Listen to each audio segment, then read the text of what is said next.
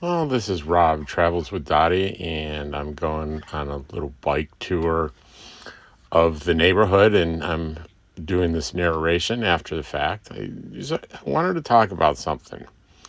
I am going to be a presenter at the Rubber Tramp Rendezvous next week, in less than a week. It's only a few days away. And I have a 10-minute slot, and it's about emotional and mental health. It's not about how to get resources. There's another guy in my panel that's going to do that. So what I wanted to do was something that is going to be of practical use to people. I think that in most communities, and I think the nomad community in particular, a lot of people have symptoms of anxiety and or depression, and they're not necessarily diagnosable, but we all experience those feelings, and they're rarely pleasant. So what are some tidbits that I've learned over the years as a therapist? And there's one central thing that has really helped me a lot personally, and I really believe has helped many of my clients. It's about the origin of our emotions, and in particular, the origins of emotions that are unpleasant. Emotions that are unpleasant are going to be, they're a fact of human being life.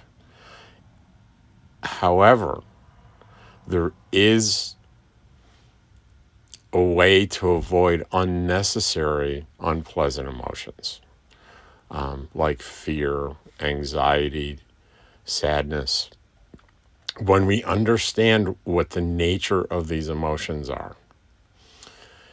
What do I mean by that? What I mean is that for the majority of my life, I've believed this. Things happen in the world and we react emotionally to them. It seems to make perfect sense. Something bad happens, I feel bad. Something good happens, I feel good. It wasn't until I became a therapist and started working with people that I understood how wrong that idea was. The reality is this: things happen in the world and we figure out what they mean. We give them meaning. And it's the meaning that we give them that triggers the emotional response. Let me give you a really good example. If I told you a man died yesterday, think about what your emotional response would be. And clearly it would be, you'd have virtually no emotional response. You'd say, Rob, men die every day, and that's too bad, but that's a fact of life. Well, if I said, well, that man was your father, then we have a whole myriad of very strong reactions, sadness and maybe some anxiety, maybe some fear, but a lot of stuff that isn't pleasant would come up. So what if then I said, I came back to you a couple of minutes later and I said, you know what? It turns out that the guy that died had the same name and date of birth as your father, but it wasn't your father. Suddenly, all those intense emotions evaporate in an instant. The thing that happened in the world never changed. A man did die yesterday. But our emotional reaction was vastly different depending on our interpretation of that event.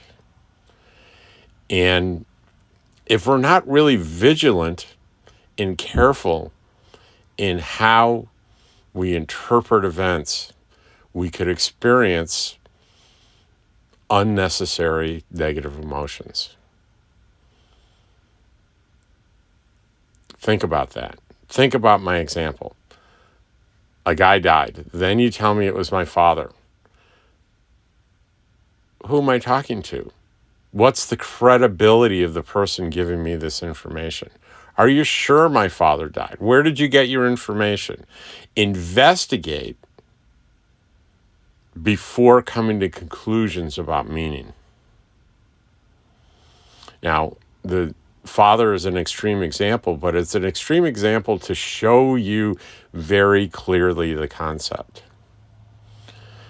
If you feel you've been rejected by a friend, or a friend showed you disrespect and you become angry, is that really what happened?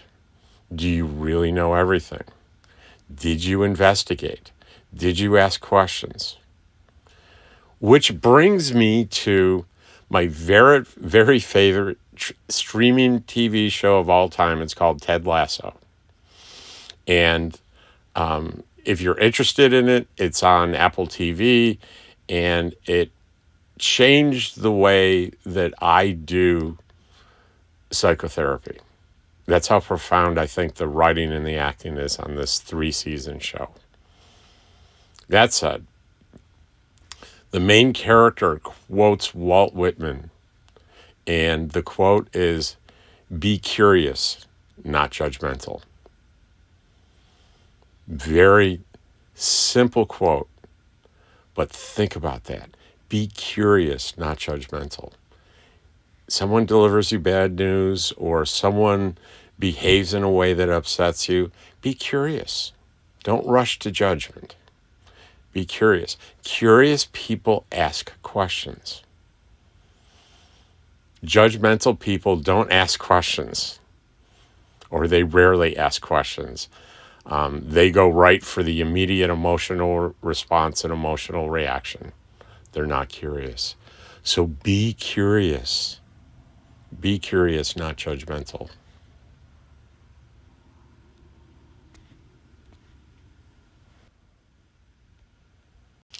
There's another quote I want to leave you with that is so profound for me. It's from the main character in Ted Lasso, and it's straight from the writer's room. And the setup is Ted is set up as being a wonderful athletic coach, and his team has lost a big game and they're dejected, and he enters the locker room and you're on the edge of your seat going, what could he possibly say here that could make any kind of a difference? And this is what he said. You know what I want to mess with?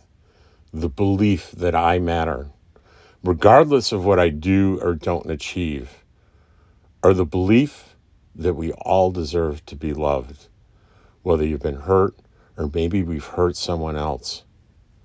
Or what about the belief of hope? That's what I want to mess with. Believing that things can get better, that I can get better, that we will get better together. To believe in yourself, to believe in one another, that's fundamental to being alive. I had posted that to my Facebook in a quote, and I had a hard time keeping my eyes dry every time I read it. And still to this day, I find this so profound. And I hope you do too. So guys, this is the essence of I've got 10 minutes at the RTR, and I want to know what you think of this topic, and how you think it'll go over, and if you think I need to make changes. I'm looking for some feedback here. So, and here I am back at camp from my bike ride. I'll see you in the next video.